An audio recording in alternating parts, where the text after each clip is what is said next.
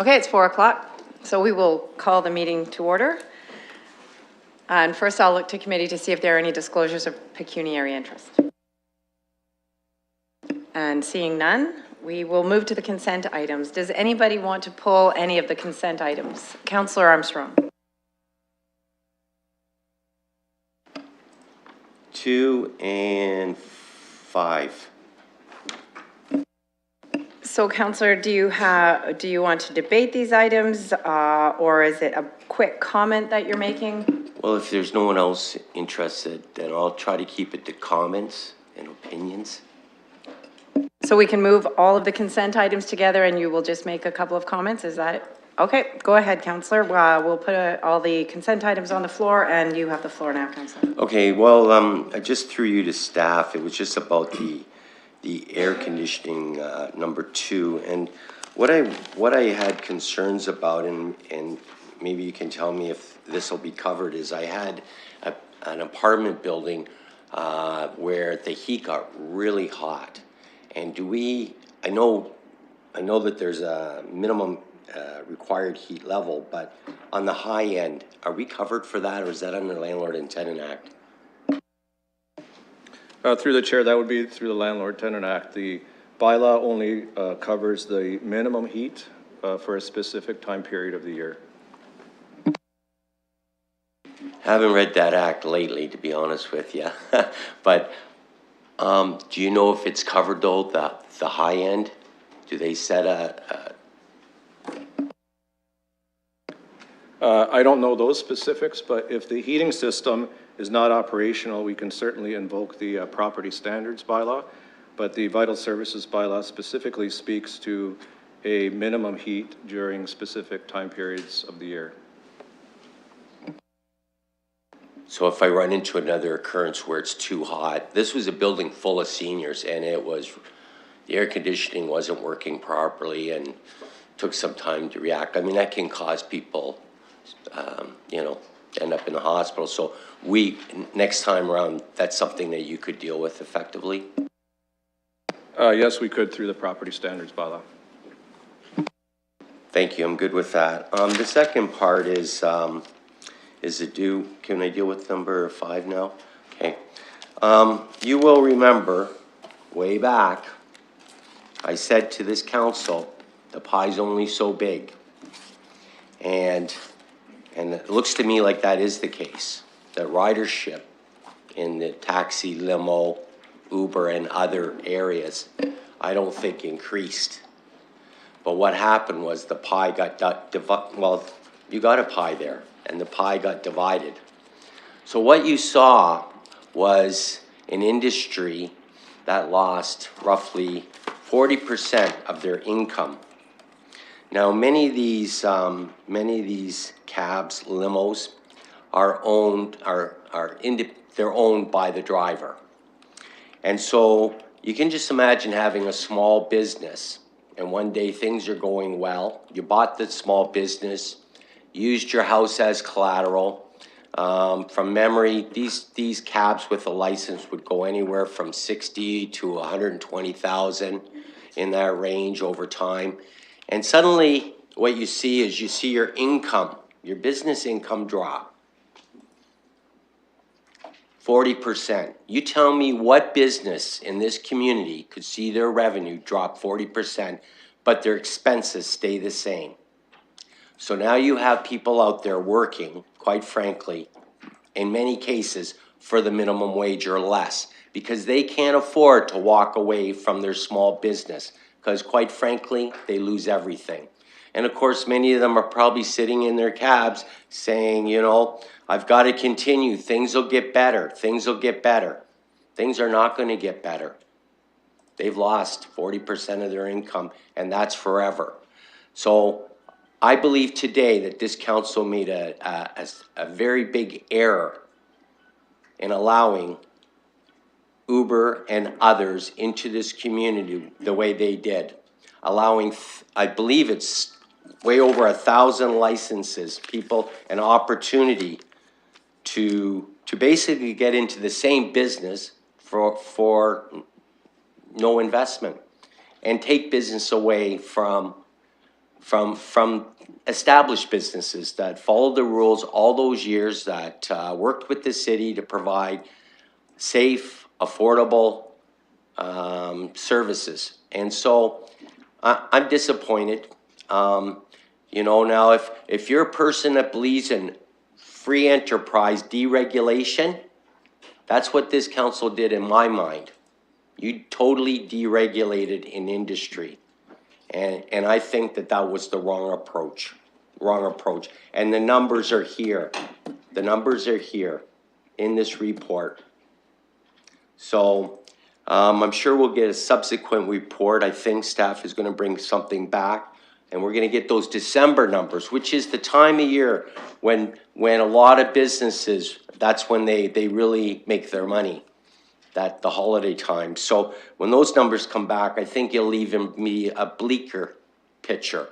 So I'm disappointed. I don't think right now there's any way of turning back the clock, and it's unfortunate.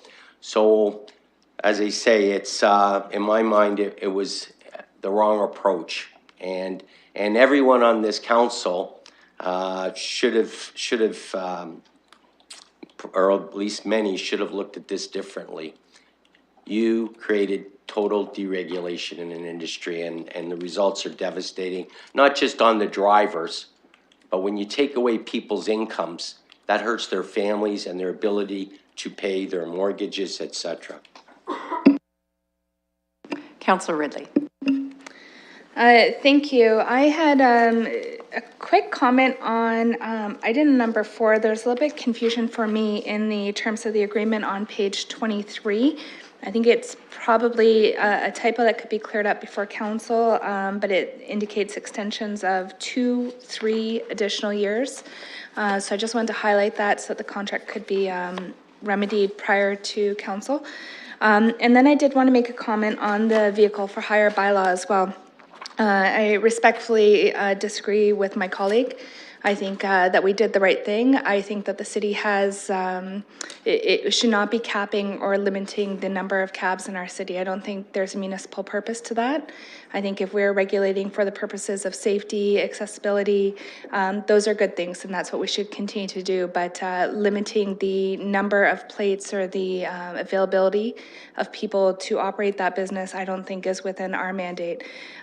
So I will be at a future date bringing forward a motion to start reducing that ratio that we currently have, because I believe that's the right way to go. I don't think that it's really our business to be limiting that. I think there are many taxi drivers who wish to continue operating taxi cabs and who value that business and have worked in that business for a long time and want to continue doing that underneath a taxi banner and not transportation network company like Uber or Lyft or any of the others. And for those drivers, I think that reducing that ratio needs to be the next thing that we do. Those are my comments on the consent items, and I will bring forward a motion at a later point in time about the ratios. Councillor Van Holst. Thank you, Madam Chair. I had questions on 2 items. First, the veterinary services, and I'm just wondering, through you to staff, I noticed a couple things. One is that the number of dogs returned to their owners is much higher than the number of cats, and the number of behavioral issues with dogs is higher. That seems obvious, but it also says the cats seem to have more untreatable illnesses, much more than dogs. And I wondered if you might be able to just comment or on why those might be the case.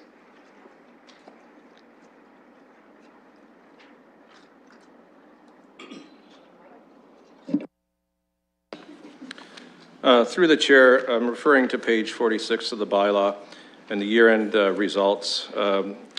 Historically, the number of cats in terms of intake has been higher than the number of dogs, and the number of returns on dogs is quite high. What happens quite often is cats are taken to the shelter, not by the owners, but by persons, citizens that have found these cats, And when a dog is found, there's a higher propensity of the owner of the dog to contact the shelter and go on the internet to see if their dog has been brought to the shelter. A lot of citizens have cats that they take in as strays, and sometimes those cats go missing for 5 days, sometimes for 2 days, sometimes for 2 months. And quite often they don't contact the shelter as often as dog owners. And that's just historically been the trend. In terms of live release rate, if we refer to page 48, we presented a historic graph of the live release rates. And if you look at the current 2017 year-to-date, we are over 90%. And that is the industry standard of having a very high release rate, pro-adoption rate for a municipality. When you look at 2010, we were at around 45%. And historically, it's been the issue with cats because they reproduce a lot of both stray cats and cats that are companion animals. So those are really the historic reasons of the difference between dogs and cats. Thank you very much. My other question was regarding the vehicles for hire, and was really referring to the number underneath the pie that was presented on was it page 50? Yeah, there we are. The total number of trips, and the question I had when I saw this was really about the pie. Is it getting bigger? Do we have any data on how many trips there were prior to the Uber being instituted, and are we tracking that number of trips on a monthly sort of basis so that we could in the future see trends growing as how if people are looking more for cars to take them around as opposed to using their own or using transit or some other method? Through the chair, we previously reported that the size of the pie when we had only limousines and taxi cabs was around 3 million. We looked at this number on an annual basis. We didn't collect it on a monthly basis in terms of statistics. We are now collecting trips by private vehicles for hire on a monthly basis because there is a fee associated with the revenue for the private vehicles for hire at 11 cents a ride. So we receive revenues through that. So we know on a monthly basis how many private vehicles for hire trips there are. In terms of limousines and taxis, we are collecting them on a quarterly basis. So the report before you tonight has a 6-month snapshot of the bylaw being in place since last April. So it's April till September. What we are recommending that we report back in 1 year time, because these numbers do not take into account the busy holiday season. New Year's Eve is a very busy season for all 3 categories of vehicles for hire. And the revenues do not reflect the renewals that happen for taxis and limos annually in October. So that's where the large revenue comes in for that part of the vehicle for hire industry. Okay, thank you. So you seem to be saying that it was, well, you said there was about 3 million rides previously, and if we doubled this for a year, this is a 6-month at 1.8 million, we've actually seen an increase there. That's an interesting piece of information. As far as the reporting, I think I might prefer to have reporting up to December and then January. I know it'd be a little more work to produce a report for the end of the year, 2017. You'd have to tack on those 2 months to give us a 6-month report. But I think the data would be easier to use for me if we saw those every year, the first half of the year and the second half of the year. Then I wouldn't be thinking about a report that spanned 2 years with most of the fees in the first year. So that's, if we go forward, I might prefer our reporting go that way, but I recognize it would be an extra some extra work you'd have to do one extra report now in order to get us into that sort of cycle. Could I ask through the chair how much effort that would be? Through the chair, it wouldn't be a lot of effort. The reason we did it this way is because the bylaw came into force and effect in April. So before April, we had no idea how many private vehicles for hire there are.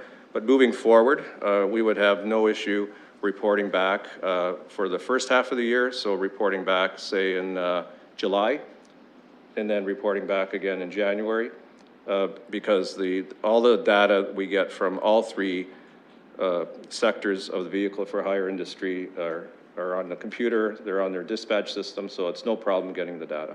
Not a lot more work. Thank you. Okay, so we have a mover and a seconder. Oh, Councillor Squire. Thank you, Raj. Through the chair, I'll try to ask short questions in the hope that I will get short answers. If you could accommodate that, that'd be great. My first question is about the licenses. There's different kinds of licenses, and I just wonder, is it possible for someone to have more than one license? In other words, can a cab owner also have a vehicle for hire license and operate under both? Through the chair, yes. Second question through the chair is, have you kept track of that to date, and if so, what are the numbers? We can keep track of that through the chair, but I don't have the numbers here with me tonight.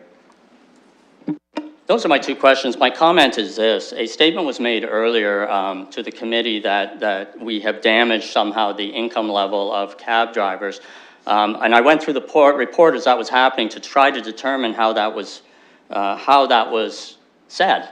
I just want to point out two things. I don't think we can tell that information from here, and there's a couple of things. First of all, the pie has apparently grown.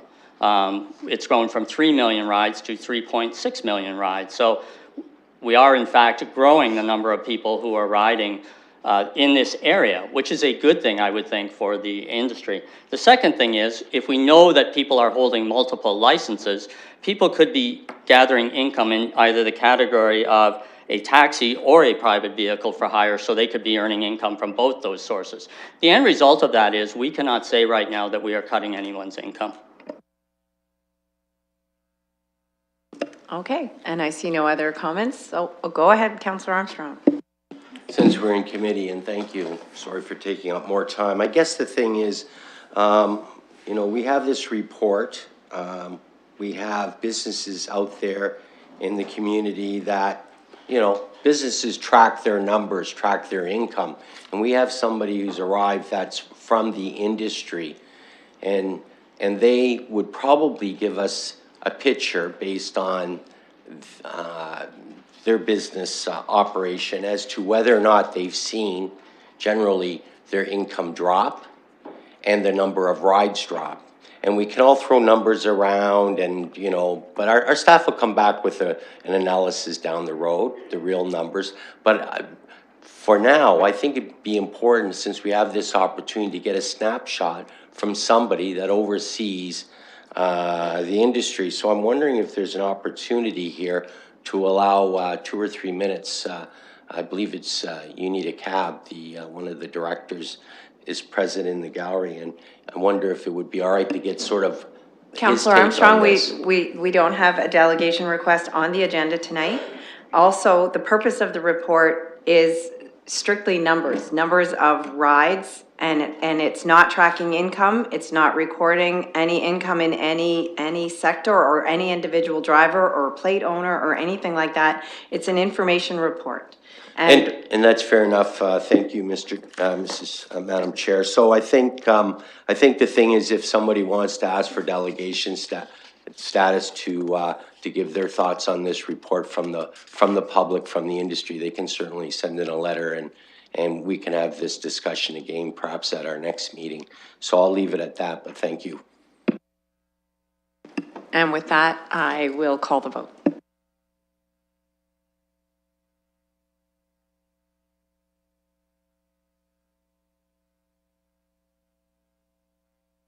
Closing the vote, the motion carries 5-0.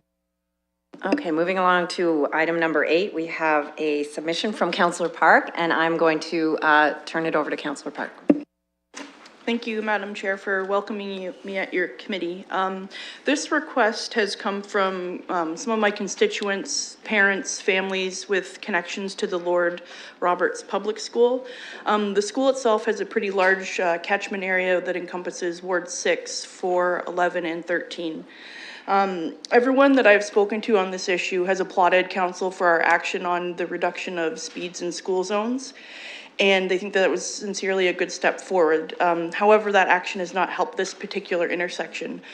To those that are not familiar with the intersection, if you travel on Maitland Street and go northbound past Princess Ave, there's a jog in the road which is a few meters in length. It's come to my attention through parents and through neighbors of the area that there's a problem at this intersection with vehicles failing to stop at the stop sign. Thank you. So over the past few weeks, the amount of vehicles that have not stopped at this intersection has been staggering. And a few families who live within blocks of the school have gone to the point where they're now driving their kids to school, which is an unfortunate thing considering we're trying to promote walkable and safe neighborhoods throughout the city. The reason this mother and this father of the other family decided to drive is because they were present at an intersection when a vehicle failed to stop. And that's just an incredibly terrifying situation if you're walking your small children anywhere. So this request has come from as I said, the parents, the families, and the neighbors of this area for a crossing guard to be present at the area. And I hope my colleagues will support that going forward. And unfortunately, because of privacy issues, the petition that has been created by these people could not be on the agenda today. But as of 11 o'clock this morning, there's over 260 signatories to said petition. Thank you, Councillor. Councillor Armstrong and then Councillor Squire. Well, thank you, and thank the councillor for bringing this forward. Obviously, safety, and especially safety for our kids that are going to school is paramount. I guess the thing is, I'd like to see this referred to staff so that they can look at this. I know there are limited resources. I think they add one crossing guard per year, but I may be wrong about that. I'm not sure how the system's working now and whether or not they're maintaining a priority list and how they do their evaluation. So maybe we can get a quick overview on that, but certainly referring this to them, and I'll move that so that they can have a look at this and see what can be done and whether it can be added to the list for consideration and where it would fall in that list. So in any event, through you to staff, if they could respond, just give us a quick overview. Through the chair, yes, we do. We receive a number of requests each year for school crossing guards. We then go out and do a study. We look at how many children and how many vehicles are present, depending on whether it's a mid-block, at a two-way stop, an all-way stop, or a traffic signal. Council approved a warrant system back a few years ago when we brought over the school crossing guard program from the police, and that's the warrant process that we follow. This particular location was studied back in 2014. It is planned, we'll study again this spring. That's our plan anyways, to go and do a count and see what those volumes are and whether it would meet the school cross guard warrants. That's good news that this will be looked at again this spring and for warrants. I'm just wondering if staff could give me some understanding, roughly how many crossing guards are we adding to the system, or are we adding any? Because when this is done, then we may need to look at that issue. What's the demand and what's our resources, and are we reasonably meeting the demand so that something like this can be dealt with effectively? Through the chair, we currently have 106 school crossing guard locations. Our budget for the year is for the 106. We don't have any additional budget for adding new crossing guards. That being said, we still look at them, and if we find a location that's warranted, we would add that and make adjustments. but as of today, there's just the budget for the 106. Well, I guess this needs to be referred to staff. They are going to do a study, which is good news, and maybe when that study is complete, that they could report back to us with the total list, with you know, and also at that time we can get an understanding as to whether or not, and talk about should we be adding more resources to deal with however big that list is or however small it is. So I would hope that report will come back, you know, this year, so that we can deal with that and what the costs are. Does that sound feasible to report back this year? Through the chair, the study would be done in the spring. So obviously we could go and do the study tomorrow, but depending on the weather, you know, this is not necessarily the best time of year to be counting how many kids are walking to school. So we'd rather really delay that study till the spring when the weather conditions are a little more conducive, so we get the best numbers. I'd hate to go out this week and come back and tell you it's not warranted, and it could be because of the weather. As far as reporting back, I do have sort of a question. I'm not sure, sort of think of, this is normally reported back through the Civic Works Committee. So that's where I would, at least I was envisioned that the report would go back to Civic Works, but I'm open, I'm not sure on that. It would be later in the fall, and presuming that a school crossing guard are warranted, we normally start them at the beginning of the school year or the partway through, because our contractor has to go through a hiring process and get those guards. So any new guards would be added, say, for the September school year.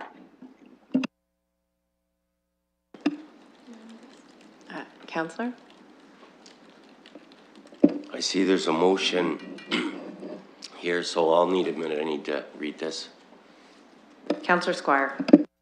I won't be supporting the immediate placement of a crossing guard. The reason is this, that certainly all of us in all of our wards get many requests for different things.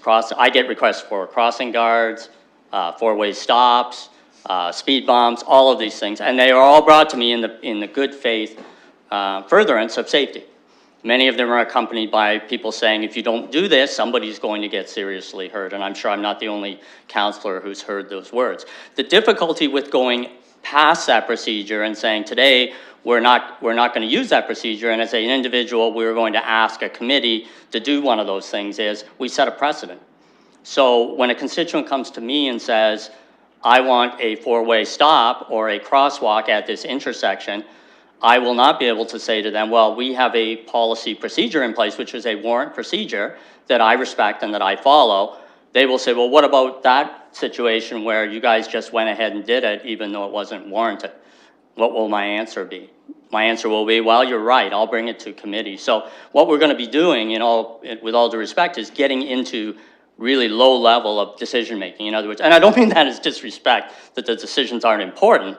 I just mean we're going to start doing the work of staff.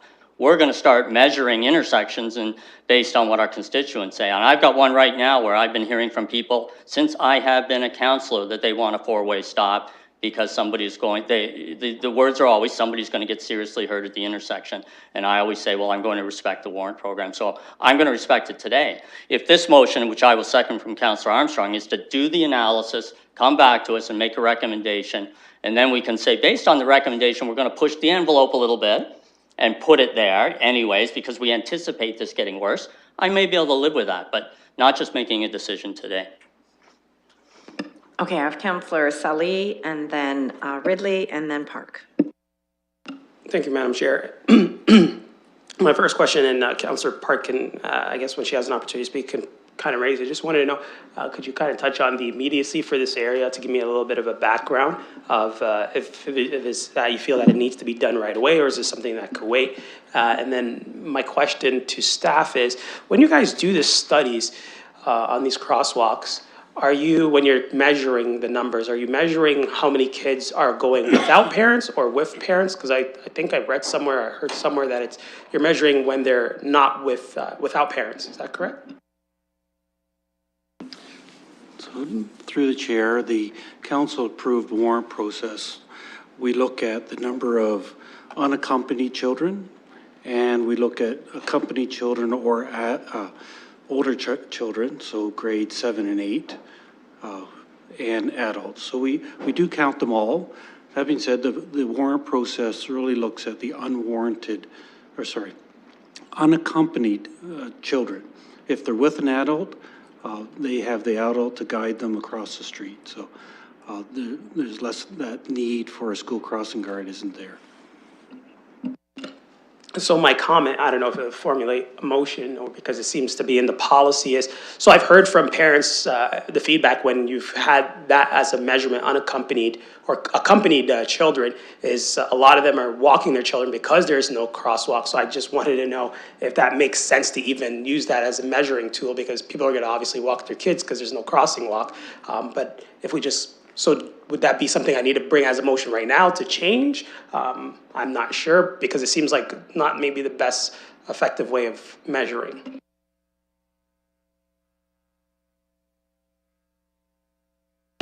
Through the chair, if I could suggest that we have the approved warrant process. In the report back, we will detail whether the number of unaccompanied, the number of older students and adults. So if the warrant isn't met, you can still see the total number of pedestrians and then perhaps make that decision of whether there's the circumstances are different at this location. So just for my benefit, so the decision making, so let's say if every single child was accompanied by a parent and there was a lot of people, a lot of children that are going to school. So would that, I guess, impact whether you decide to put a crossing guard there or not, is kind of what I'm trying to confirm, because it sounds as if maybe that's not the case, but that's not what I've heard or thought I was understanding. Through what we've been approved, if we do a study and determine that there's a significant number of unaccompanied students and also vehicles, because it's a combination of the two. If there's lots of students but no cars, there's no need for a school crossing guard. Obviously, the opposite, if there's lots of cars but not a lot of students, there's no need. So it's a warrant process that looks at both. If it meets that warrant, we would put in the process to add in that school crossing guard. We wouldn't be reporting back on a normal circumstance. In this case here, because you're asking for a report back, what we'll do is we would include all of the pedestrians so that you could see whether there is a lot of, what is the volume of children being walked to school and how many of those may be walking by themselves if there's a school crossing guard. But we would not be taking into account the total number of pedestrians, because that's not our approved, the policy that we're allowed to follow. Okay, I don't want to belabor the part. So I guess, so what you're saying is for this purpose here with this motion, that's what you would do. But as far as the current policy, when you're doing measurements moving forward, you're not going to measure, because it's not the stated policy, you're not going to measure as part of the outcome, the accompanied children. That won't be factored in moving forward regardless, because this would be separate from that unless we change the bigger policy, correct? Correct. We would need a change in the council's policy. Okay, so I'm not sure, I looked through staff or clerks, would this be the time to maybe have that part come back as a discussion point, or when would it be best, or do I need to come back at another time? Because I think that part I'd like looked at. So staff have crafted the motion, rather than say that the report comes back here, the report back comes to the appropriate standing committee. So if we're talking about this specific location and a crossing guard there, the report back will come here. But if we're talking about the broader policy, then the report back would probably go to Civic Works, possibly. But I think what you might need to be clearer in the referral, in the motion for referral, that there be a report back on this specific location and this, a crossing guard at this specific location. And if you are looking for a report back on the broader policy, then I think you need to have that in the motion. Okay, thank you. I'll just wait to hear what my colleagues say in the appetite. Councillor Ridley. Thank you, Madam Chair. It's unfortunate, I think some of the media has left, but some has stayed, so I hope that they get this. And it's that the bigger issue here is the drivers, right? This is what I hear at every school. And I actually, Mr. McGuire, would like to ask somewhat facetiously, which school should I send my children to that has absolutely no complaints or concerns about safety? Is there one in the city? And please don't answer that, because I think it's an issue that we have, and it's one that we're tackling as a council, but it's an issue with bad driving behavior, people who are hasty in a rush and making poor choices, and it's putting kids at risk, and it is a significant issue. And if we want to get behind it as a council, there's a way. Budget. If you want a crossing guard, if you want enforcement, that's the way to deal with it. So I recognize this issue. I know that corner. I was there when I was with bylaw enforcement, seeing the magnitude of the issue there. I'm not going to support the motion that's in front of us as a one-off. I'm not going to support the motion, the letter. And I'll say why. The motion that's in front of us, this is a specific situation, and there's an administrative process that's already underway. So in the spring, they're already going to do the count. They're going to report back to the councillor what's warranted, not warranted. If it's warranted, they're going to move forward with it. If it's not warranted, the councillor can bring back an appeal or a request to committee. And I think that would be the best way to do it once we have that information. But I don't think that staff need to automatically report back to us. What I'm going to do, if this motion fails, or even if it passes, I'll make a subsequent motion that a review of the warrant process go back to committee, because I think if we want to make a change, there is a way to do that, and it's to change the warrant, to change what is required to get the crossing guards in place, and that's a decision that's going to have financial implications that we need to decide as a council if we're going to get behind or not. And our staff will give us a good recommendation on whether or not it's going to make a difference, whether it's going to increase safety or not. There are other measures that we're looking at as a council and as committees that are going to increase safety, and we're going to be hearing back about that at Civic Works in the very near future, included things like automated speed enforcement and other measures. So I think council is serious about making these areas safer. I think we have problems, and I agree with Councillor Squire in that if we deal with them as one-offs at committee, I could be here, and Mr. McGuire knows, based on our email contact with 6 schools with requests, and they're all significant, and they're all a symptom of the broader problem, which is people being too impatient, being in a rush, leaving too late, and too many people in front of those schools with cars, and that needs to change. So that's what I plan to do, is to vote against this motion and bring forward another motion, which is basically a review of the warrant process. And then if council is committed to making a change and lowering that bar, they need to be able to back that up financially with the budget and the support that staff need to put that in place. Councillor Park. Thank you. To the points that Councillor Squire had made about process, he's absolutely right. There is sincerely a process in place. And I advised my constituents of said process, but I was told, well, that's just not good enough for what we need right now, just like we all typically do. As a mother, I took this as a significant issue, as most parents around this horseshoe would. To Councillor Solis' points about the immediacy, the folks that go to the school and the kids that go to the school do think this is an immediate need, and that's why I've brought this forward. I do sincerely think that there is a modernization needed for the warranted process.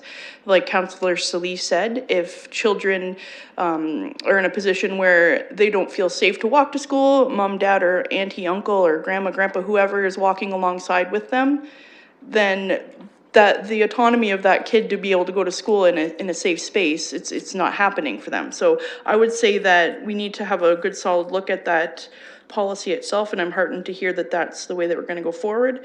If the review can be done and a crossing guard in place for September, I would think that it's good, but it's not going to help people tomorrow. So thank you to my colleagues for the debate on this, and look forward to reviewing a policy in the future.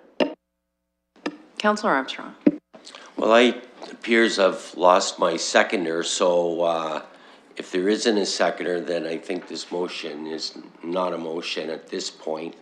And so that's one. So I'll withdraw that unless there's a seconder in the next few seconds. The second point I'd like to make is that it appears to me that this broader picture is the jurisdiction of Civic Works.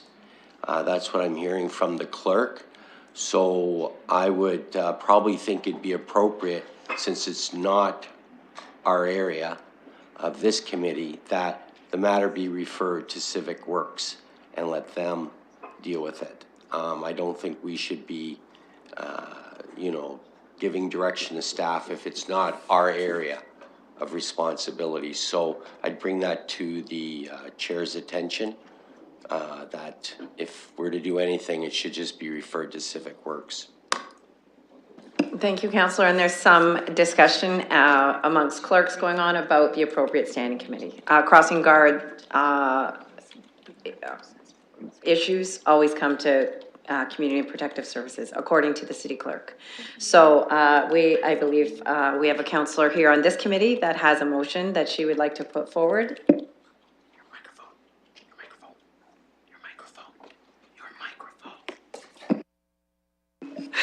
Not sure, Councillor Slee, if you knew that your voice was being amplified there.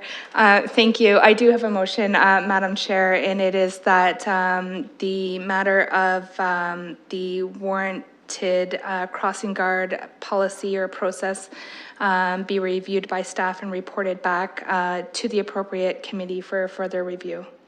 Something along those lines. I believe the clerk had that. I think that's the right way to go. If we want to take a look at what our warranted thresholds are and review that, then we should do that at the appropriate committee, and I'm wholly in support of doing that.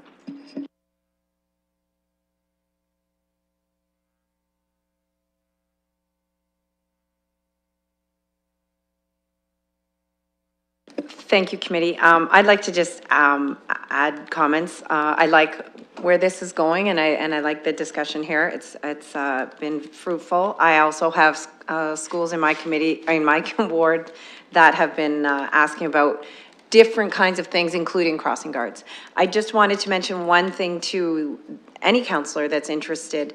There's a program, Active and Safe Routes to School, through the Middlesex London Health Unit. And through that program, one school in Ward 5 has set up a safe travel planning committee. And I sit on that committee along with Mr. Ridley from Engineering Services. And we have made a lot of headway in this area. This was one of the initial things they were looking for, was a crossing guard. The warrant wasn't there, but we did match the warrant for a pedestrian crossover, the first level of pedestrian crossover with signage. That's made a big improvement. We've made improvements in where the buses load and offload students, but I agree with Councillor Ridley. We meet quite regularly, every couple of months. The public health nurse for the school, as well as the public health nurse in charge of Active and Safe Routes to School, are part of the committee as well. And the number one problem is the parents at the school. It's not even drivers from within the neighborhood. It is the parents of children at the school. And I know it's probably different at Lord Roberts, but that at this particular school, it's the way that they are driving around the school when they come to drop their kids off at school. So we've done a lot of work at Stony Brook Public School and we've made, as I said, a lot of headway on the problem. And we continue to work on this problem, and we have another meeting coming up. So I throw that out there again. I know I've talked about it before, but I encourage counselors to get the parents and the teachers at the schools that have these problems involved in this kind of proactive approach. Thank you. Just wanted to put on record that the school has done all of those things, but this is still the situation that they face every day. Thank you. I recognize that the committee's really had a pretty thorough discussion on this one. I did want to ask our staff, this particular intersection is one of these intersections that's slightly offset from itself, like it's not a straight through four-way stop. I know that the exposure index thresholds under the warrant are for, side seat stop controlled, all-way stop controlled. because it's offset, I think actually the number of vehicles traveling north-south is like not as high as you would expect because people don't like to do the zigzag through, so they go to different streets. I'm concerned that like the threshold we have for the warrants, it might not be measuring the complexity of the turning movements. So the people who are going north-south, when they're cutting through, they have to turn right and then they have to turn left, basically, the little jog through the intersection. And whether our staff think that there's an additional kind of hybrid between side-street stop controlled and all-way stop controlled that would be helpful. I don't need to have the whole discussion here, but I know that this intersection is not like a normal intersection. And I wonder if that's part of the issue why people are perceiving such a significant problem when we've done studies in the past, it's not meeting the warrants. Through the chair, I think the always stop warrant is still appropriate for this intersection because it looks at all of the vehicles going through the intersection, whether they're turning or not, whereas the two-way stop control warrant only looks at the volume of traffic that's on the main street. So I think while it has a lower warrant, I think this is still the most appropriate. So we'd be looking at all of the students on all four legs of the intersection along with the vehicles as well.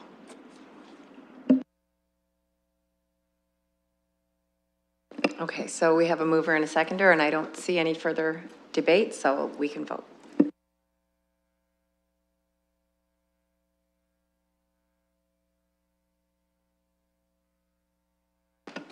Closing the vote, the motion carries 5-0. Thank you, Councillor Park. And we have another councillor submission from committee member Councillor Sali. So go ahead, you have the floor. Thank you, Madam Chair. So, as you've probably seen, I had the opportunity to speak to the letter. I'd like to move forward the motion at this time and look hopefully for a seconder. But just to give some context, I'm not the judge, I'm not a lawyer, I'm not the courts, but as an elected official, and with, to leverage my male privilege, I feel as if I have a responsibility to call for a name change. I'm not here to litigate the case. Paul Haggis Park is our park. It's a city park. It's a taxpayer-funded park, and no one is entitled to a naming right for a city park, as it belongs to everyone, and everyone, I strongly believe, should have access to these parks. Some Londoners have voiced to me their concern and not feeling that they can go to this park at this time because of the question marks that remain out there with the serious allegations. We as a council voted to endorse and to be one of the first cities to say we want to be a UN safe city. And with these unanswered questions, this speaks contrary to that and makes it very difficult. I believe the best approach in this regard is to have the name change in the interim and engage with the renaming policy and have staff or I believe it's a policy committee, address that and come back to us at the appropriate time when they're ready. Back in 2006, the Council of the Day decided to call this park, Paul Haggis Park, for his recognition and for his Academy Award. It didn't follow, from my understanding, the appropriate policy at that time. It went around the policy. It was a council decision of the day. And I think we need to always reflect on that. And I think this opportunity has provided me with a reason to why in the future when it comes to naming things, it's sometimes important to follow policies and sometimes important to engage in the community. So I can appreciate the different perspectives on this, and I can appreciate that this might be a difficult conversation for our community. And, I apologize for the women and girls in particular in our community who may feel triggered from even this conversation.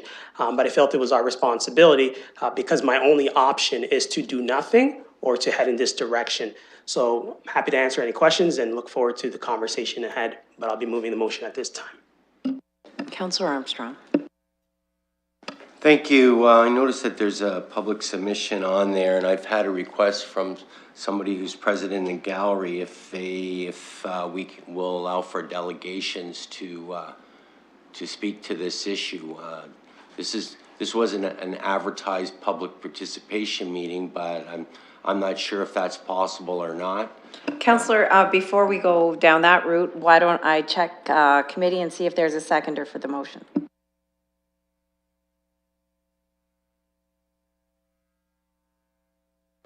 I don't see it. I don't see a second.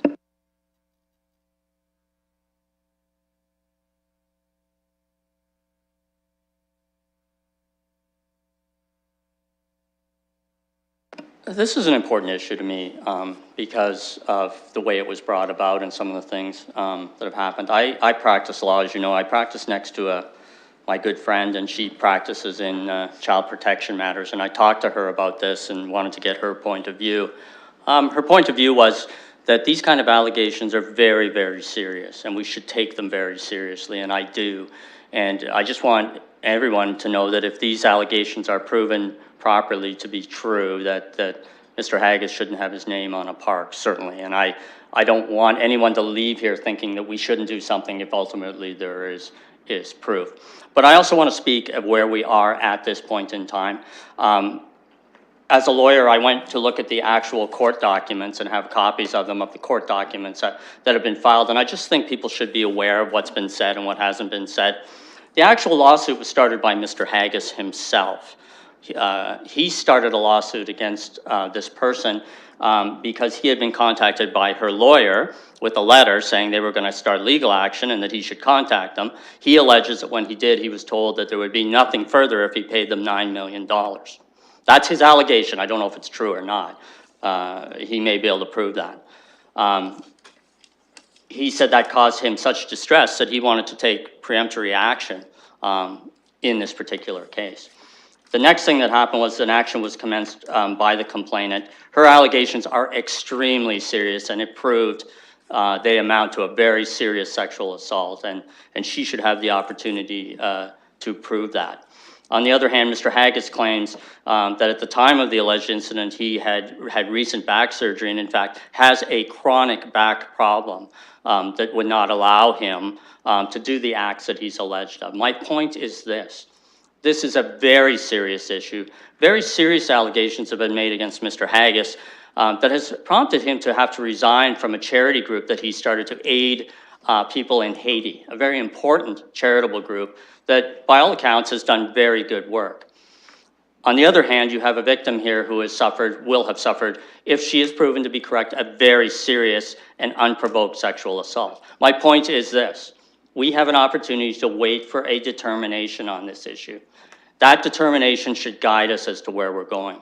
It is a very serious matter for both parties, and so I think we owe them both the opportunity to deal with their matter in court. It will be dealt with in court, and then we can make a decision.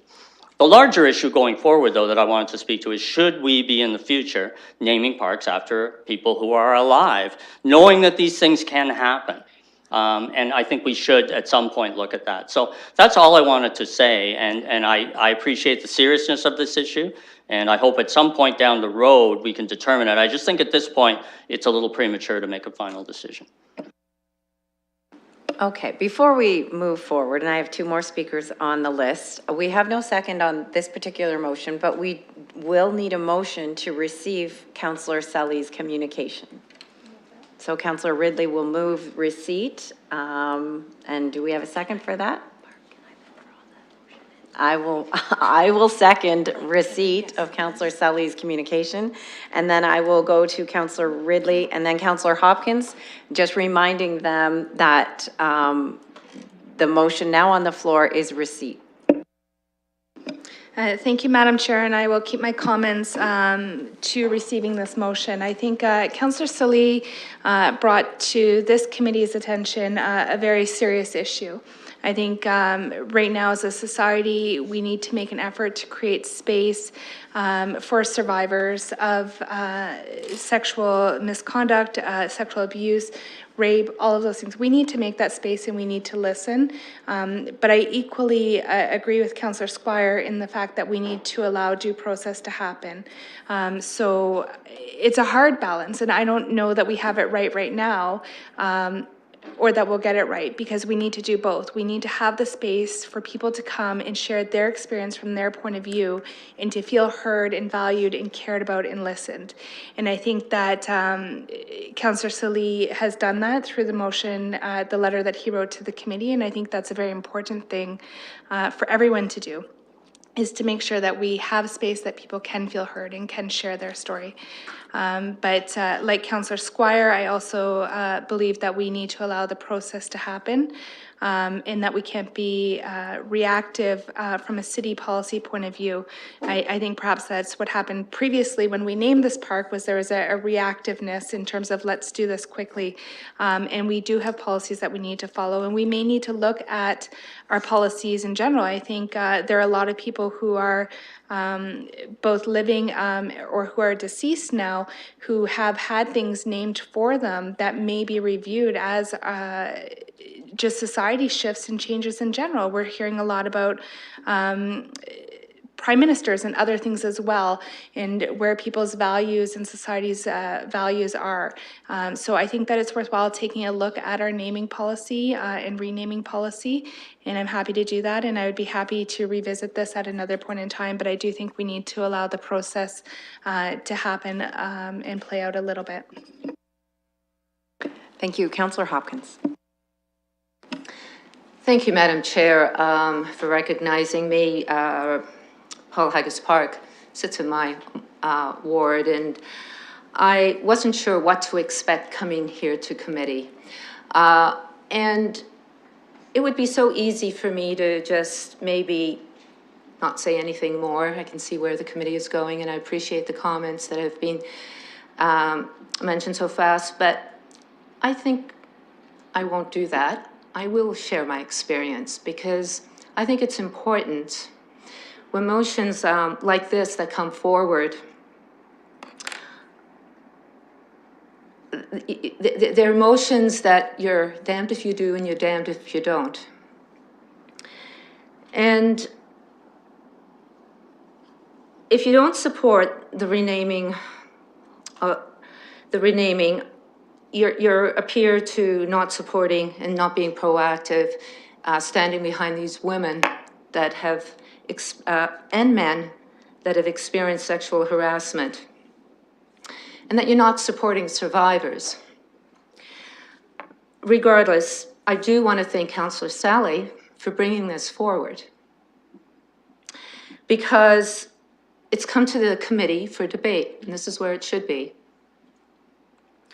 Whatever happens, and I can see what's going to happen, I think it's important that this conversation and the opportunity to support men and women that have been sexually harassed does not end here with this conversation. It must not end just like that. It must continue, and we must listen to one another. I had many questions for this committee. I won't give you any of my questions. I'll just keep them here in my file. I haven't heard strong resistance from my ward, but I cannot ignore a woman's fear.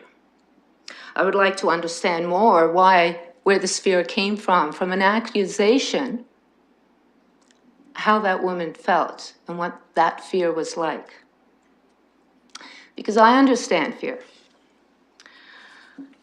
This conversation has taken me to a very bad place in my life. And I want to tell that story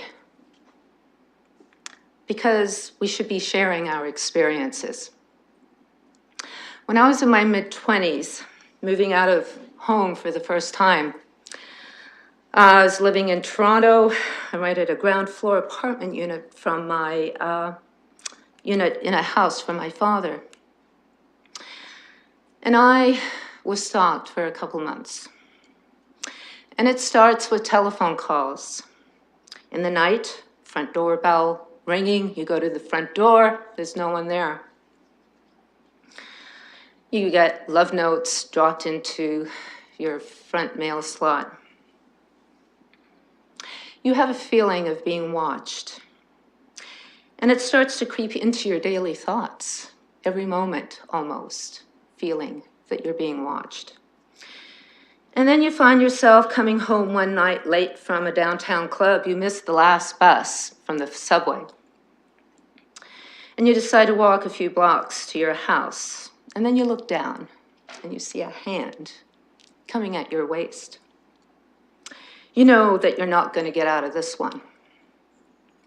And your life starts to flash in front of you. And then you hear a man's voice in the distance asking, are you all right? And just like that, you turn around and the person behind you has disappeared. I don't think I ever properly thanked that man for walking me home that night. You start to make reports to the police become your friends. And then you have friends that stay over at night, your father creep into the house, and nothing happens. And that's bad, because that just reconfirms that someone is watching you, because nothing is happening.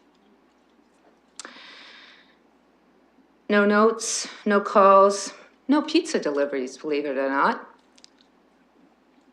Those pizza deliveries tended to come in at all hours of the night. And back then, we didn't have cell phones. I'll tell you, a cell phone is a lady's best friend. And fear really sets in because you know somehow he knows what is going on. And then one day you wake up, sick and tired of the drapes being closed all the time. And you go over and you open them and you look down, and there below the window in the shrubs is a man smiling up at you. Fear is real. But I'm a survivor. I choose not to be a victim. And committee, I want to say to you, we must look at our policies to make our city safe, without a doubt. I think we need to assess our policies, looking at them through a gender lens. I know when we name streets, we add a name, it goes through a database. If it matches, it gets spat out. If it sounds almost the same, it's spat out. But maybe we need to relook at how we name our parks, our bridges, and reevaluate what we do. On the other hand, I also know what it's like to be accused and judged and to have to defend yourself because you haven't been accused of anything. It's a humiliating experience, not only for yourself, but for your family. Defending yourself that your life is just not a lie. We have a legal system that allows us to do this. It's not perfect. It needs probably to be fixed. I know we're not the experts, maybe Councillor Squire is, but I think we really need to look at all these policies. We live in a country that gives us the right to defend ourselves, and we are innocent until proven guilty, and I think that is one of the things that we should probably never forget. I think prejudgment is a wrong place to go to. I know we as a council have defended our policies not to prejudge. I sometimes feel that we may be going down a slippery slope here. I'll sort of leave it at that. I know if Paul Haggis is found guilty, Councillor Sally, I know you and I would probably be arm wrestling to see who's going to be first in line to change the name of that park and the stormwater management pond and any award that he has been given. And I think that we should wait until that it's being decided. So just thank you for listening to my story. Okay, thank you, Councillor. Councillor Helmer? Well, I wish I had gone before Councillor Hopkins. That was quite a speech, and I want to thank her for sharing that story. I do want to speak about the issue itself and my views on it. And perhaps unsurprisingly for my colleagues, I'm going to talk about the policy. And if you were to come forward with an application to name a park after somebody, the threshold that is required under our policy, which exists now, and existed when this park was named after Mr. Haggis, is that you have to bring background information concerning the rationale and consideration for the request. You have to bring biographical information about the individual. You have to bring documentation, including letters from organizations and individuals providing substantial support for the request. And you are responsible for securing consensus within the community with respect to the application. Opposition to the application must be addressed and resolved by the applicants. Basically, the threshold is no one can really object. There has to be consensus about the renaming of a park and the naming of a park. It's not like, reasonable doubt or some threshold, which is to say, like, is this person a good person or are they a criminal or not? That's not the threshold. The threshold is you are responsible for showing that there's consensus that the community supports naming the park. And I would say probably in the time that this park was named, that existed. I don't think anyone can claim that that exists now. I don't think it's reasonable to say that. I don't think that that's true. If this park was not named after Mr. Haggis right now and somebody tried to name it after Mr. Haggis, it would be rejected under the policy. It is possible in a lawsuit like the one that is underway right now that the matter will be settled, no one will admit anything, and we will not know whether Mr. Haggis did something like this or not. It's possible there'll be a ruling and there'll be some kind of certainty around what happened or didn't happen. Since the lawsuit has been filed, the counterclaim, other women have come forward and contacted the attorneys for the woman who's made this allegation. If our standard is going to be that there needs to be consensus around the name of the park, I don't know how we can continue on saying that this should be in the name of the park. Maybe in the future, if this lawsuit is resolved and there's some kind of consensus around what Mr. Haggis did or did not do, there will be that opportunity for the consensus to exist again. It does not exist now. There are dozens, maybe hundreds of people who do not think that this park should be named after this guy. So I have no problem saying the park should not be named after him. That's the policy we have. That's the policy we should be following. I know that it's going to be really controversial with people. They think we're trying to be a court or something and we're determining what he did or didn't do, and we're not doing that. We're just trying to follow the policy that exists for naming municipal property, including parks.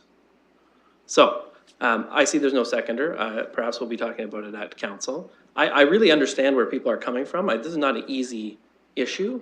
But for me, in some ways, it's very simple because of the way the policy is written. Councillor Van Holst. Thank you, Madam Chair. I looked at this issue, and of course, we could either act now or act later, and Mr. Haggis will be innocent or guilty. And what I looked for was, is there a catastrophic result based on our actions? Is there an action we could do that leads to that? And of course, that would be if we change the name of the park and Mr. Haggis is proven innocent, then there will be, well, certainly some bad press for London for having acted prematurely. That's not the catastrophic result. It's that will become a thing, an anecdote, and that anecdote will damage the credibility of the movement that's trying to clear up this culture in the film industry. And not only that, our actions will then be evoked as a shield for everyone who's accused in the future. Well, we know we can't be certain about that because maybe what's happening to him is the same. Maybe we're making the same mistake that we did in London.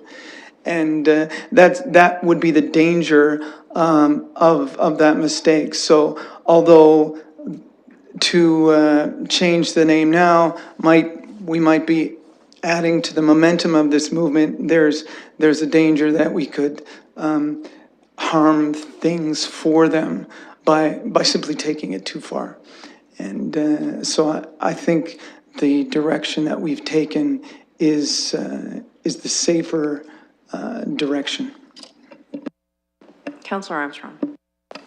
Thank you very much. First of all, I'd like to commend Councillor Hopkins for her story, and very moving. And what I liked about it is it sort of dealt with both sides of the issue, one end of the spectrum versus the other, and I think that's important. And again, I'm sure we're gonna hear, I see other hands going up, so I'm sure we're gonna hear more about the legal aspect of this, this issue. But I think for now, I think that what the committee is, has consensus on is that wait and see. Wait and see till there is more information that will lead us in one direction or the other as to what we should be doing. And I'm sure that the councillor that brought this forward will monitor this and certainly down the road bring it back to the committee's attention and council's attention should he feel the need to. And I think that would be a good approach. So I support what's being proposed. Councillor Squire. Through you, Madam Chair, I just want to make it really clear that the interpretation of the policy that was presented to us by Councillor Helmer, I take to be wrong, wrong at law. What he seems to be saying is, and I can't let that sort of slip, he seems to be saying that, well, the conditions for renaming the park existed when the park was renamed, and as soon as they stop existing according to some standard, then the park can be renamed again and should go back. I just want to make it clear that I do not agree with that in any way, and for me, it's a complete misinterpretation of the policy. I think any arguments as to opinions are all right, but I can't sit here and just accept that. Thank you. I have a question for staff. I don't know if I should wade in on knowing that we're just doing receipt, but it's my understanding that there is a policy for renaming a park that's already a park and in existence. Is it different from a brand new park in a new subdivision? Is the policy the exact same for both situations?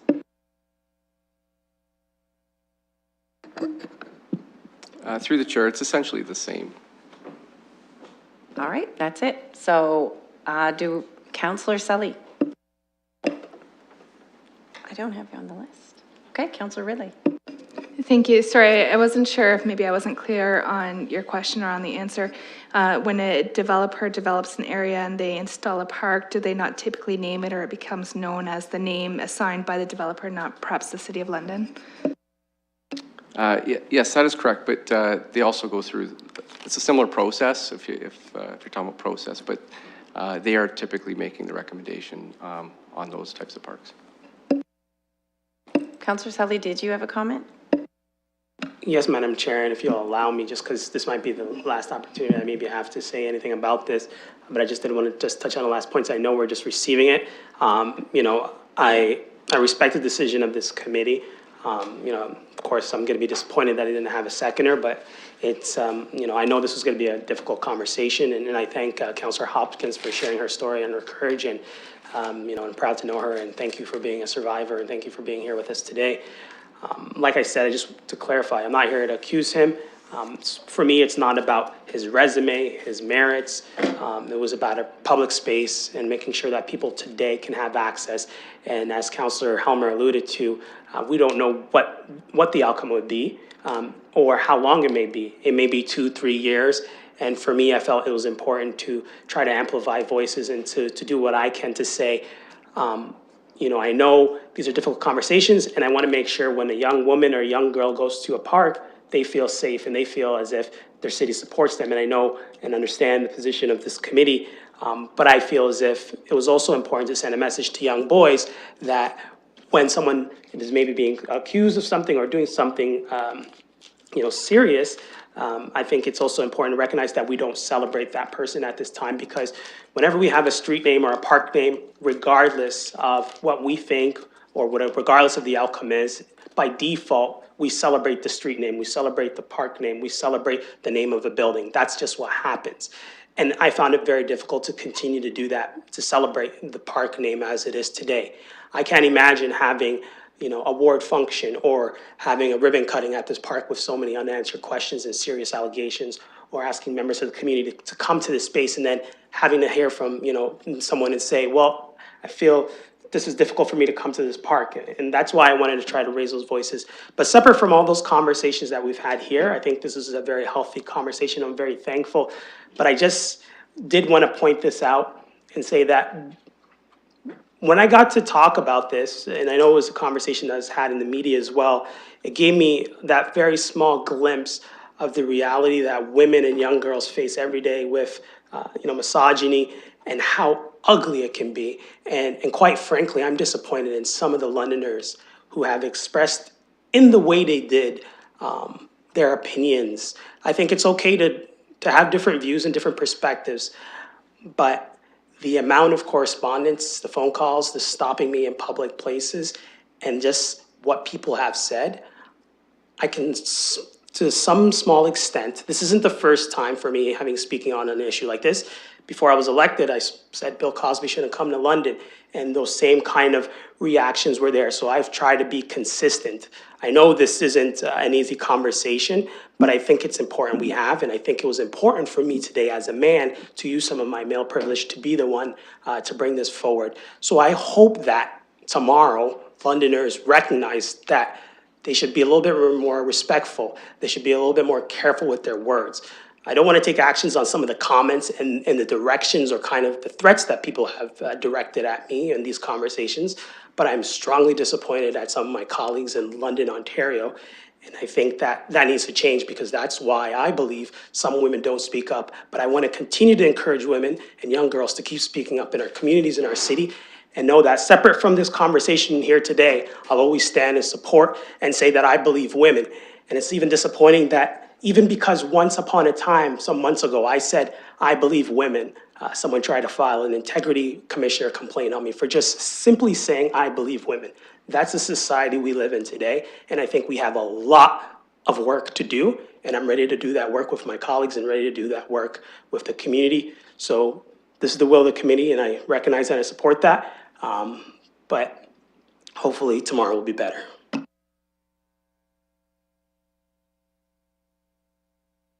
Thank you, Councillor. So with that, we can vote on receipt of the communications in the agenda.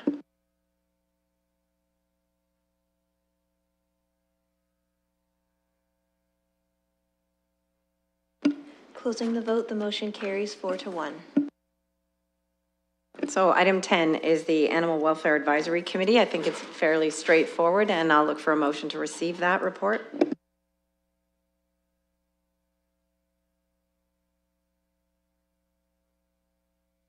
We have it moved and seconded, and if there's no discussion, we can vote.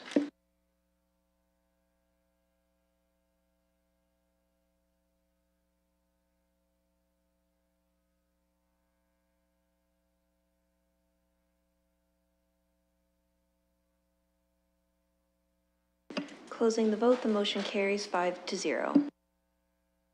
Okay, number 11 is the report of the Diversity, Inclusion, and Anti-Oppression Advisory Committee, and there is an item for direction in that, clause 11 in that report. It has to do with the Diverse Voices for Change project that we've been working on from FCM. And they have some requests for direction to city staff. So I think the most appropriate thing for that is to refer that clause 11 back to staff. And we have a motion to that.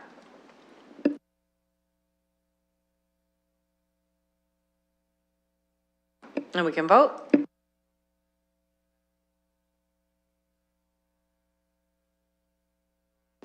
Closing the vote, the motion carries 5-0.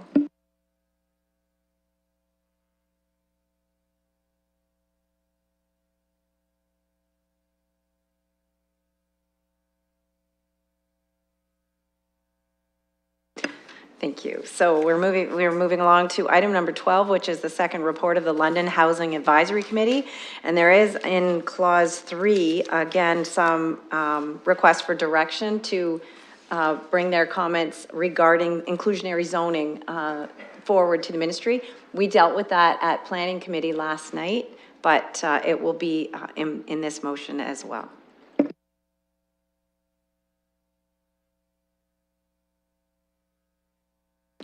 it's exactly the same as it is here, that the comments from the London Housing Advisory Committee will be included with the City of London's comments regarding the legislation.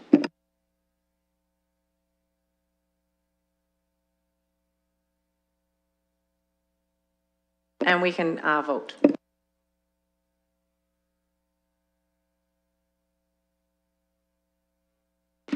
Closing the vote, the motion carries 5-0.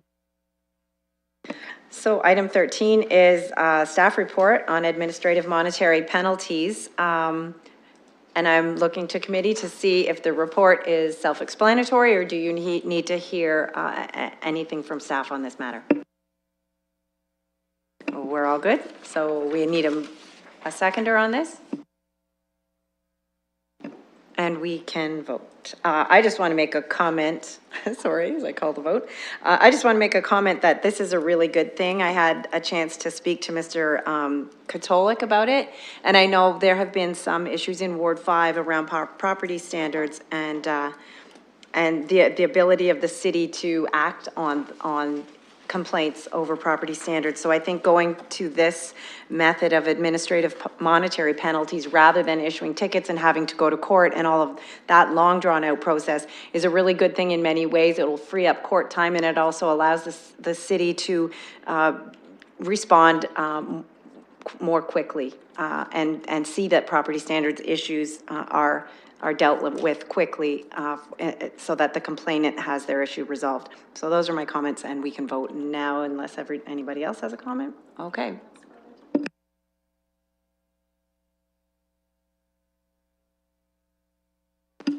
Closing the vote, the motion carries 5-0.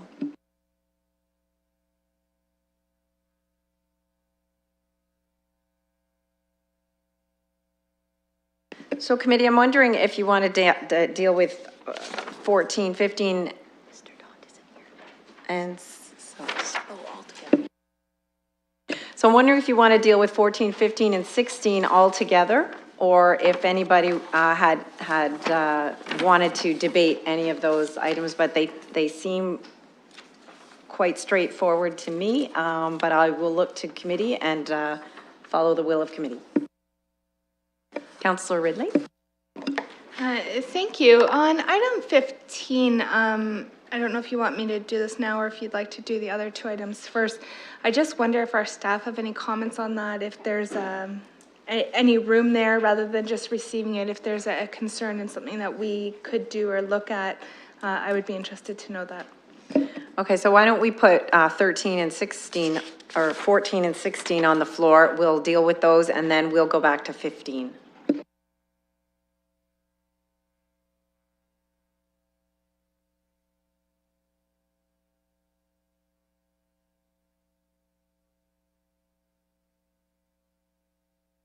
Okay, it's moved by Councillor Armstrong and seconded by Councillor Squire, and we can vote.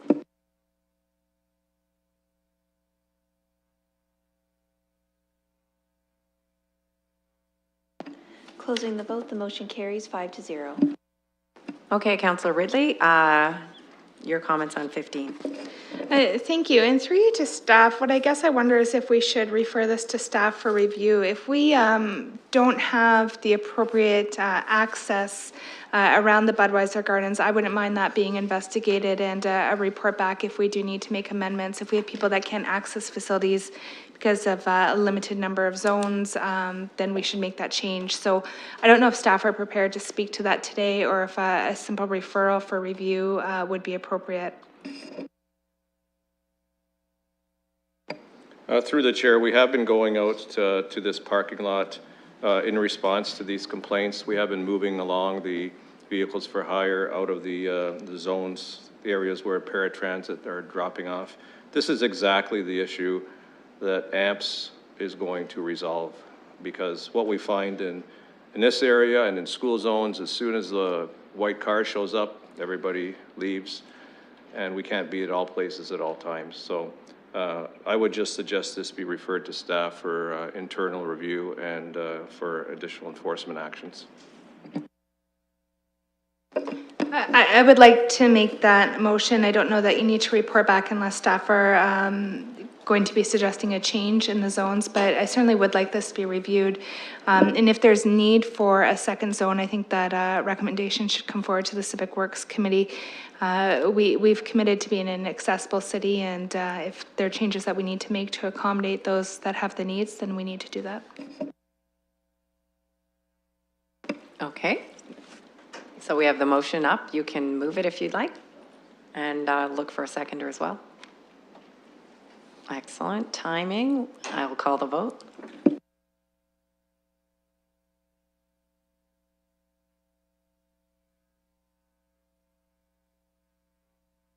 Closing the vote, the motion carries 5-0. I would entertain a motion to adjourn if somebody feels so inclined. Councillor Armstrong, seconded by Councillor Squire. All in favor? Motion carries. Thanks, everybody. Thanks for coming out.